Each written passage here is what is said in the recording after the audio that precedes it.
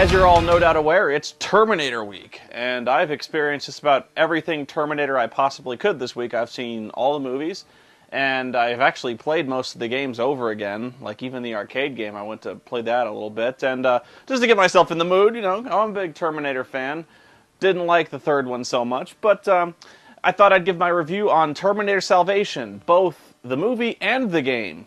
The game, there's really not that much to say. It's okay. Really, it's a Gears of War knockoff, the kind of stop-and-pop shooter, but it does it pretty well, actually. I didn't have the chance to try the cooperative mode, and I think if you were to play that, just going through the story mode campaign, I think the co-op would be pretty cool, actually. Mostly because in the game, your teammates don't really get the message sometimes. Like, most of the enemies require some form of teamwork to take on, especially the one you'll be fighting the most are these little spider-like tanks. I think they're called the T-7s or something like that, where they're heavily armored in front, but they're not so heavily armored in back. So you've got to have one guy go around to flank it and draw its fire, while the other one shoots it in the sensitive fuel tanks in the back. Oftentimes you'll be facing 2 or 3 of those things at once, and your AI teammate will fixate on the one that's directly shooting at it, while you've got another one that's shooting at you, a wide open target for your AI teammate, but your teammate doesn't realize that it can shoot the other one, and so it just keeps wasting its time shooting the armored one. And there's no way to signal it to attack the one you want it to attack. So oftentimes you're kind of left in a stalemate in this game, but actually it's not that big a deal, and I've only run into it a couple of times. Maybe you guys have had worse luck than me. I think the worst part about Terminator Salvation, the game, is the fact that you can pretty much knock it out in 5 hours tops. Probably shorter if you're a better gamer than me, and believe me, that's likely. If you want the achievement points, believe me, they're easy achievement points. There's nothing that relates to skill whatsoever. You'll get every achievement point if you simply play through the single-player campaign. And that's it. Play it through the hard mode, you won't have a problem, I promise you. Beyond that, not really that much to say. The story mode for Terminator is pathetic, or like the story itself, the plot. There's not much to it. It's like there's a bunch of human prisoners that have been kidnapped and holed up near Skynet, and you got to go rescue them. You do that, you're the winner. As for the movie, I got to tell you, did not have high hopes at all for Terminator Salvation, especially since Terminator 3 essentially sucked the root. I didn't like that one at all, especially since you kind of know how Terminator ends, you know? Same thing for this one. And I will admit that it did surpass my expectations in that the acting, surprisingly good. This could so easily be phoned in by several actors because, let's face it, this is not exactly the most groundbreaking series of all time. At the time, yeah, you had never seen a movie that was quite so bleak, so stark, quite so dark to set up this war against these unstoppable killing machines as the Terminator. That's why Terminator and T2 were so awesome, is because they were groundbreaking special effects. They brought a vision of the future that really had not been explored that much in movies until that point. So we were wowed by the technology and the unstoppable nature of these cyborgs. Terminator 3 didn't really bring anything new to the table. It just kind of felt like it was a rehash, and it didn't bring us anything new. In fact, it was pretty boring. The angle for Terminator Salvation is it basically takes the perspective, finally, of showing us the machine war that's always been hinted at, but never really seen except in the case of flash forwards from like Kyle Reese's perspective. We only see very momentary glimpses of this war, and I think in this regard, Terminator Salvation is a failure. I think actually the flash forwards looked better, were more exciting, and persistently more suspenseful than the entirety of Terminator Salvation. I'm going to get into spoilers, but not quite yet. Right now I'm just going to bring up some problems that you don't need to see the movie to bring up. I think, first and foremost, what this movie fails at is showing me why in the heck John Connor is considered to be the chosen one, the savior of humanity, the indispensable force of nature that will single-handedly lead the entire human race to its salvation and the destruction of Skynet. I don't see it. I don't see why, even though John is trained in, like, guerrilla warfare, marksmanship, explosives, why he's so indispensable. He's not really that charismatic a leader. You might argue that's a failure of Christian Bale's acting, and indeed, I think Christian Bale is getting exposed as not really being all that compelling, because basically, John Connor is nothing. I mean, we've kind of already, his journey is complete. He's become this leader already. You know what? Fine. I'll just stipulate for now that John Connor is this leader. He's this compelling voice on the radio, and humanity is willing to follow him. He's kind of done. And in fact, I think Terminator Salvation is full of much more interesting characters than John, who are given some really heroic, great storylines and great moments, and are given their chance to shine, but all of a sudden they're just forgotten about halfway through the movie. Kyle Reese, great character, and in fact, probably the more heroic and tragic of the characters of Terminator, is given very little to do beyond the first half of the movie. But yeah, I just don't see, and it's never shown why John is this great hope. He's not really that compelling a voice on the radio, to be honest with you. He doesn't really ever do anything that's all that heroic to inspire people to rally them under their banner. In fact, the best plot development that's given to John Connor is in the video game, wherein he goes to great lengths to rescue human survivors, which is about the only heroic thing I've seen John Connor do in the entire saga. So, yeah, I just don't... It's hard to sympathize and want to see John Connor succeed when all he really does is kind of gravel. He looks really sardonic or grim and gritty most of the time, and he walks around doing his Batman voice. And I'm not making fun of the Batman voice, although you could, but he's just very intense all the time, and there's really not much to the guy. I'd rather follow some of these other guys, like the half human, half android type character, Marcus, who you see in the trailer, so that's not a spoiler. I think his struggle is much more central to the movie, and it in fact seems like John Connor was kind of shoehorned into the script. He doesn't really seem like he belongs. He's not really the hero of this movie. You know, it's Marcus and Kyle Reese who are the real guys we follow most of the time. John kind of seems like he's not really in this movie, but he's kind of invited himself in. I do also have some problems with, maybe in previous movies this didn't bother me as much, maybe it seemed scarier at the time, but really, you got to bring something new to the table when it comes to Terminator, because this franchise was on its last legs with Terminator 3. It didn't give us anything new to look at. So, if you're not bringing something new to the table, it's going to be boring. So, the workmanship, it's passably done, technically, but in terms of storyline, it contributes essentially nothing. In fact, by the end of it, nothing is really accomplished.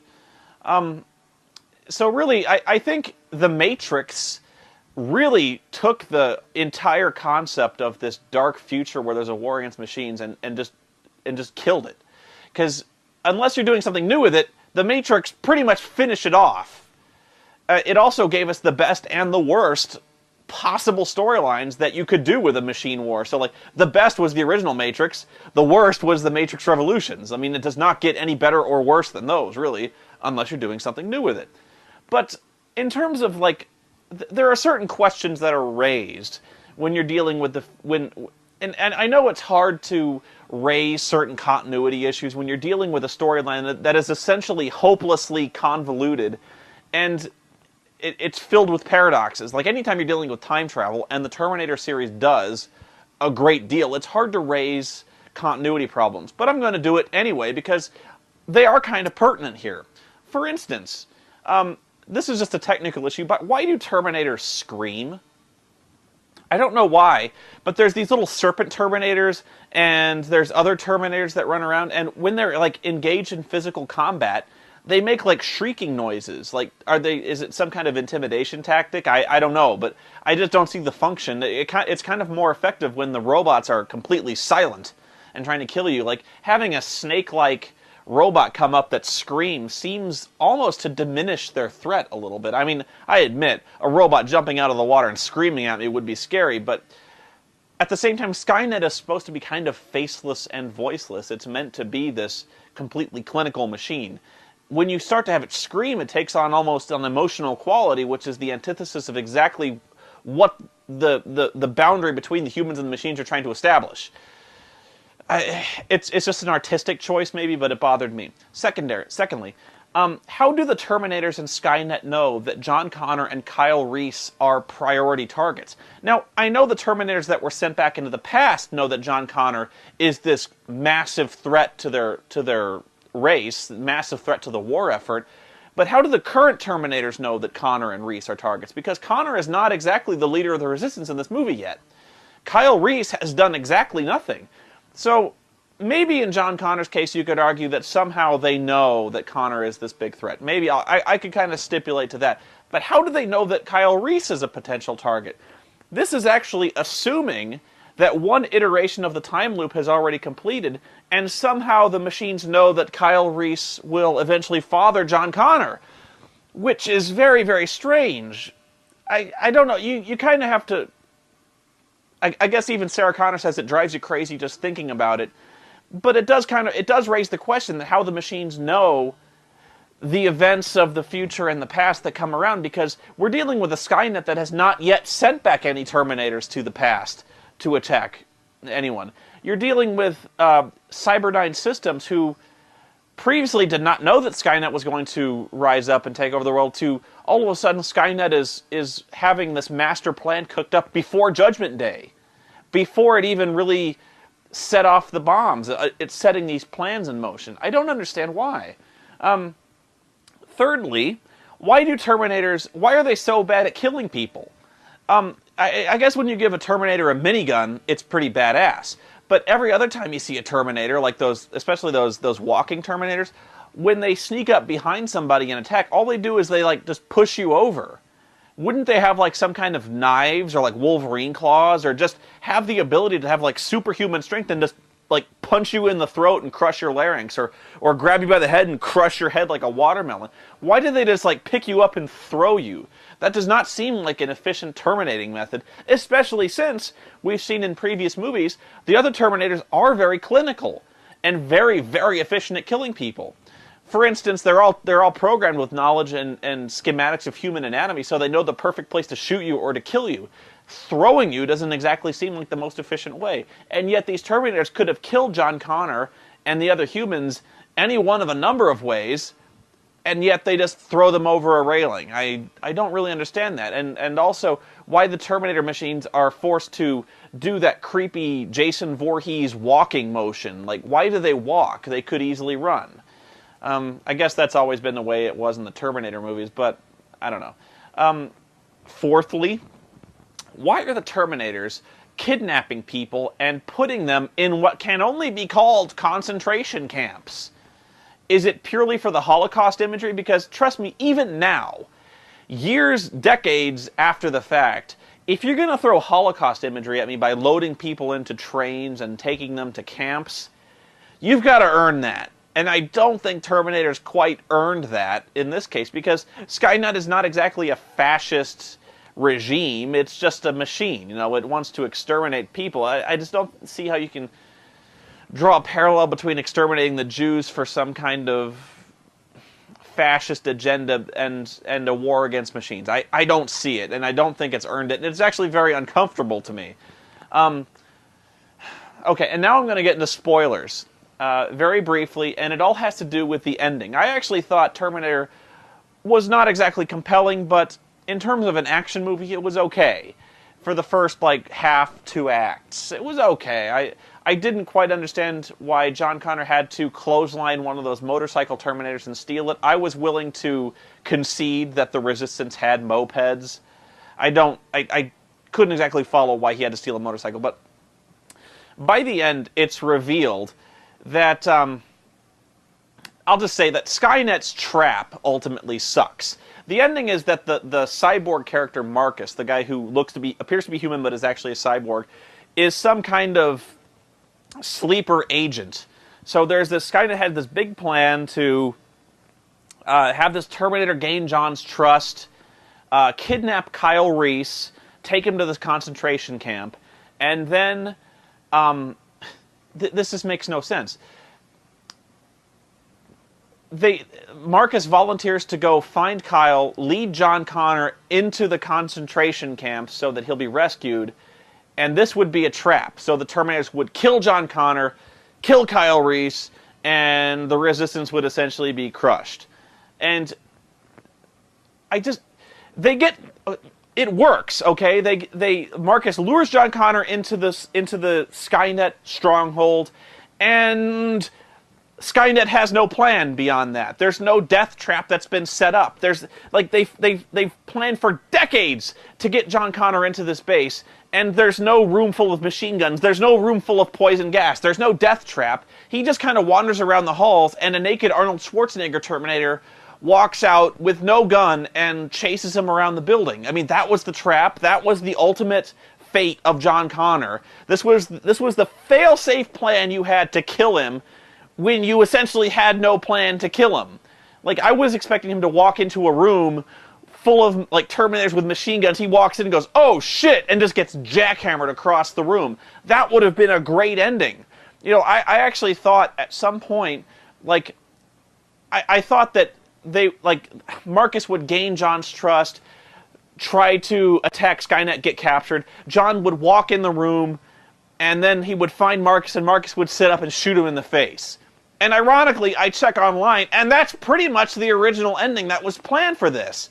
In fact, the original ending is much, much better, where basically Marcus goes into the base not knowing that he's a sleeper agent. He lowers the defenses, John Connor leads his forces into Skynet, and all of a sudden Marcus gets captured. And so they set their charges, and John goes, "We have to get Marcus, because he went the distance for us, and he's a machine. He didn't have to do that." So they go in there, they find Marcus, they activate him, he sits up and just shoots everyone in the head. And then the camera pans around and you see that Marcus now has John Connor's face. Bam, cut to black. I was like, that's fucking brilliant. That's the way it should have ended. Like, especially since we've established now that the timeline is different. They go through every movie saying the future is not set, there's no fate but what we make for ourselves, and yet they're so shackled to this idea that John Connor is the chosen one. Everything they do is necessary to preserve the timeline, to preserve this temporal paradox, and make sure that John Connor is the chosen one. And yet, they keep telling us that we have free will. So I thought it would be brilliant if they killed John Connor, and all of a sudden, like, they have no plan. Humanity has to fight for itself now. There's no chosen one now. They have to save themselves. I thought that was much more brilliant. And yet, Skynet goes to such aims to create Marcus, kidnap Kyle, orchestrate a concentration camp system for Kyle, rig up a trap for the entire Resistance by giving them a false shutdown signal for all the machines, which lures the Resistance and their headquarters into a trap.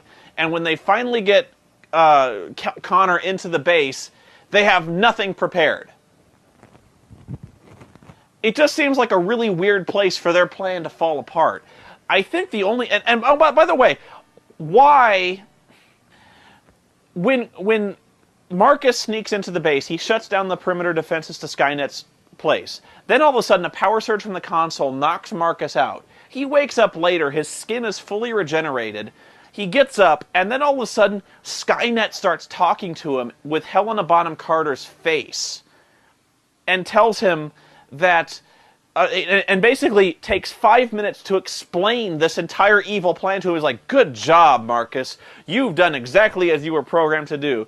You lured John Connor into this certain death trap, and we'd like to thank you, robot."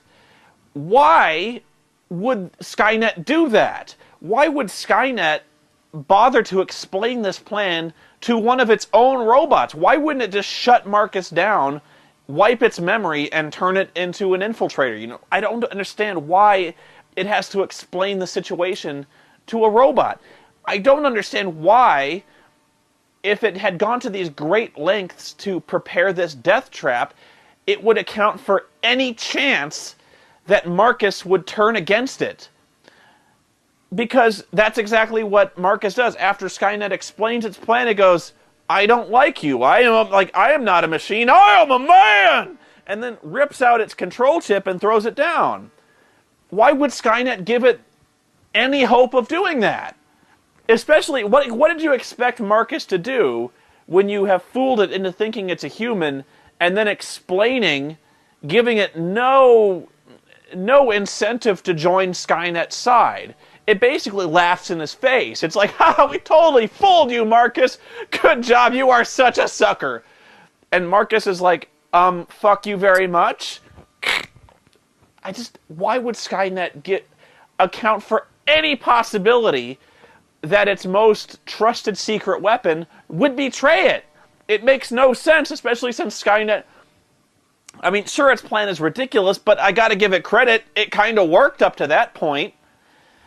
And yet the plan just falls apart. And besides that, I really hated the idea of giving Skynet a voice, an anthropomorphic voice. It goes against everything that Skynet has been established up till now. Skynet is meant to be this faceless, voiceless killer like Sauron. You're never meant to see his voice. You're never meant to see Skynet's voice because it doesn't have a voice. It's a computer. It doesn't talk. And yet, the only reason all this was orchestrated was to give Skynet some kind of maniacal, before I kill you, Mr. Bond monologue. It was terrible.